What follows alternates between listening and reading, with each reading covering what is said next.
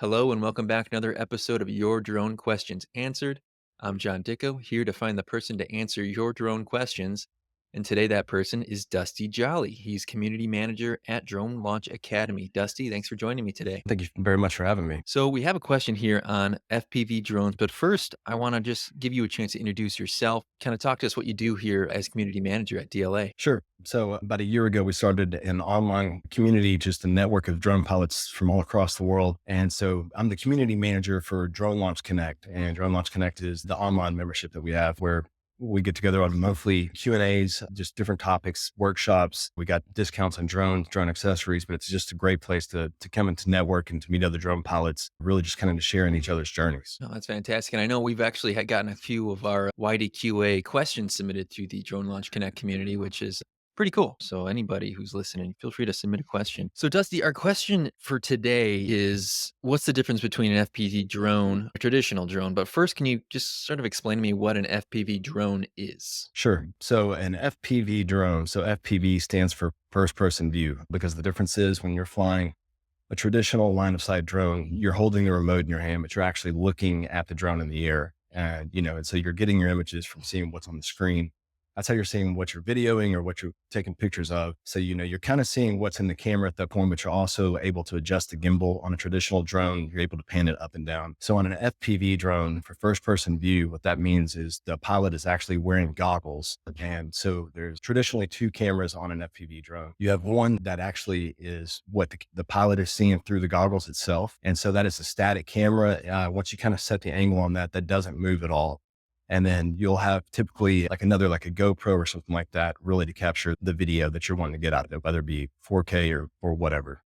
Okay. And I think I've seen that. I was watching drone racing and they Mhm. have those goggles on. That's an example of FPV droning. Correct. That is it. So the main difference is too with the traditional drone, especially any DJI, Autel, Skydio drone, is that they're locked on to like GPS. So, they can lock onto a GPS. They can hold that coordinate for the most part, hold their spot in space pretty well without any sort of input from the pilot. Now, the difference with an FPV drone is as soon as you take off, typically, you're in full control of that drone at all point in time. So it never sits still. They're actually not the easiest just to hover themselves at that point. But, being able to see what the camera is seeing and having full manual control of this drone allows you to fly extremely close proximity to things. So like when you're watching these guys on the drone racing league, they're able to fly extremely fast through these hoops or whatever it may be, these race gates. And with this precision, just because you do have that much control over these drones, which also that is one of the things that makes it a little bit harder to get started in versus regular drones, because there is a little bit of a learning curve in flying these things. Obviously, I've never flown an FPV drone, never done anything like this before, but when I see goggles on a person like that, are you looking around at all? It's not like a virtual reality kind of situation where you can just kind of look around at your surroundings. And so I'm assuming that's what makes it so difficult to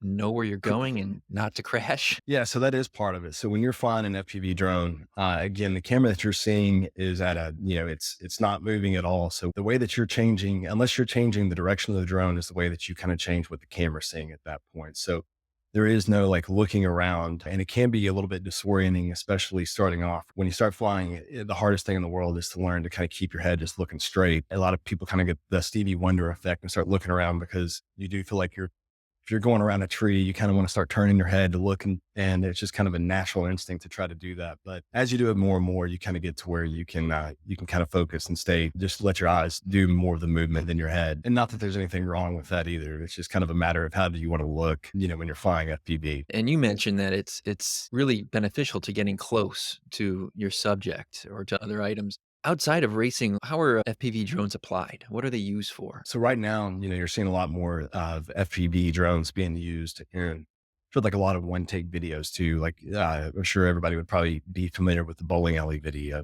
to where the guy flew in from outside. I think it was Jaybird Films that went through the bowling alley and then, through different areas of the bowling alley and ended up actually going down the lane into the pins. And so it's a really unique way to kind of showcase or just kind of get some different shots that you couldn't do with a traditional drone or a camera for that most part, especially having the ability to fly inside, really kind of get some dynamic shots. So you're starting to see a lot of this being used more in movies production as well. So I think Netflix just came out with Gray Man and that had a lot of FPV stuff in it. But now there's companies like Beverly Hills aerials that are doing stuff for NASCAR events. So you're starting to see it implemented a little bit more into, live racing events, those kind of things as well. So I think a lot of it is just kind of depending on people are finding different ways to use it. But for the most part, it really is just a way to kind of captivate your audience and really get them engaged and kind of showing them just a different way to film something for the most part. Very cool. It sounds like it's a lot of it is kind of you're looking for that aesthetic video. And that's what it is. Ah, A lot of times you'll see you don't want to, if you have too much FPV in something, it can almost be a little bit overwhelming for the viewer. Some people really like it and appreciate it. And it is one of those things that just really makes you wonder how they get some of these shots.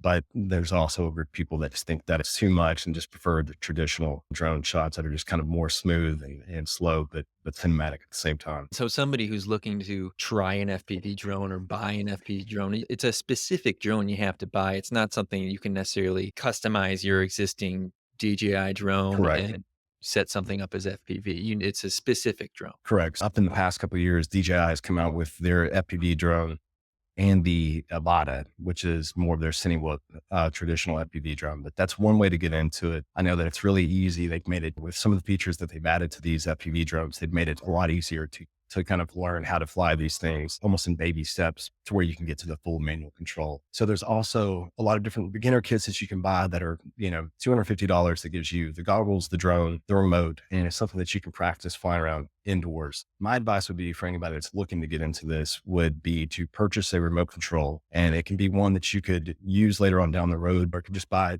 a cheap one that you can use with a simulator. But I would say get a remote control and then you can get online and find a couple of simulators. I think they're typically $10 to $20 a piece, but it's a great way to kind of get the experience, to learn and kind of get the feel of what FPV is actually like without having to go out there and fly and crash one repeatedly. So, in that being said, too, you can get on and buy a lot of these drones, but flying FPV, you're going to end up crashing a lot more, which is going to pay off to know how to fix these things and to build them yourself. So, ultimately, if anybody really gets into FPV, you end up building these drones yourself. You buy a frame, you buy the electronics, the motors, and for about $350 to $400, you can build one. Once you have something go wrong, you have a crash, you now have the understanding and the capability to build it back yourself at that point. And that's also part of getting better at FPV. You want to push yourself a little bit more, whether it be flying a little bit closer to something, a little bit lower to the ground. You're going to make mistakes and you're going to have things happen. So knowing that you can kind of push yourself, and if you do have a crash or something, that it's not the end of the world, you're going to be able to fix it and get it running, in a couple of days. Cool. I didn't even know that was an option. You can actually build it yourself. That does kind of give you a little sense of power and control over the situation if you're able to put it back together after you It, crash it. it does. I mean, man, it's frustrating, but that's I've probably got 4 or 5 right now that I've built that they've all been rebuilt at least 2 or 3 times a piece at that point too. So you're constantly like having to replace motors on these things and whatever else. But once you kind of build one, it's typically if you have a crash, it's unless something just really goes wrong, most of the time it's less than $50 to repair it. If not, it's just like a broken arm. So it could be like $5. Propellers, you go through those pretty quick. Fortunately, Yeah, they're $3 or $4 a pack. absolutely. I mean, it's a common anxiety for all drone pilots is beginner drone pilots is not wanting to crash their expensive drone. That doesn't Mhm. sound too bad. Not a bad option for somebody who wants to get into FPV. For the people that are going to get in and want to start off in the simulator, the one thing that I would advise that I didn't do enough of in the beginning was when you get into the simulator, it's a lot of fun to get in and just practice flying that way. And it does translate really well into real life. So when you get out and you take off for your first time, it's amazing like how it's like, oh, wow, this is just like the simulator I've been flying. The one thing I didn't do enough was actually practice landing. That is one of those things that hits you kind of when you're in midair at this point. I've got to bring this thing home and I never really have practice. So the first few landings I had were pretty rough and you can almost just call those crashes more so than landing. That is one of the things that I would say, make sure to practice if you're getting in and spending the time in the simulator. I'm assuming there's no return to home button then, huh? No, no. Is it like landing a plane? You have full manual control. I mean, so you can get these things to do barrel rolls, flips. There is really no limitation to these things. And another thing too, one of the big differences is like your traditional DJI drones, they're going to fly anywhere from 25 to 45 minutes in the air. With an FPV drone, if it's set up right, and if you can get 6 minutes, you're really doing good at that point. Yeah, anywhere between 6 and 7 minutes.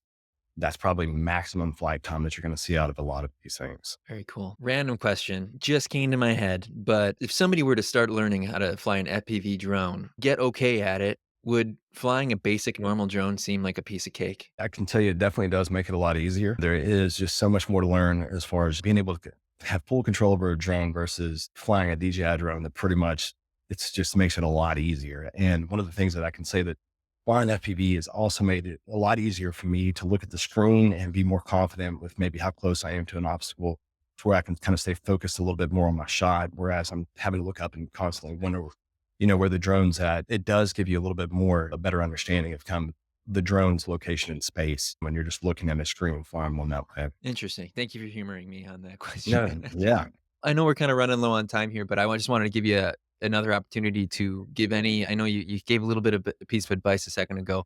Any final words for our, viewers or listeners on anybody who might be interested in trying out FPV? sure. Getting into FPV is a lot of fun. It's not a cheap thing to get into. And typically there is the initial investment because you've got to buy a remote, you've got to buy goggles, you've got to buy batteries, a charger. So there is kind of a entry level cost to get into this. But once you get past that, it's one of those things that it's totally worth it to be able to kind of take off and fly FPV is about the closest thing I think that you can actually get to just feeling what it's like to fly. It's almost like a therapy for me sometimes just to get out and just go fly FPV for a little bit. Something I definitely recommend people that are interested in pursue, but also make sure you start off with a simulator and see if it's something that you're going to want to get into and spend the time on before you actually spend the money on the investment. Awesome. Thank you so much, Dusty, for being on today and kinda introducing this topic. It's pretty cool, and it's almost kinda exciting. It kinda makes you wanna give it a shot. So, There's a lot there, man. Yeah, we yeah, can do it.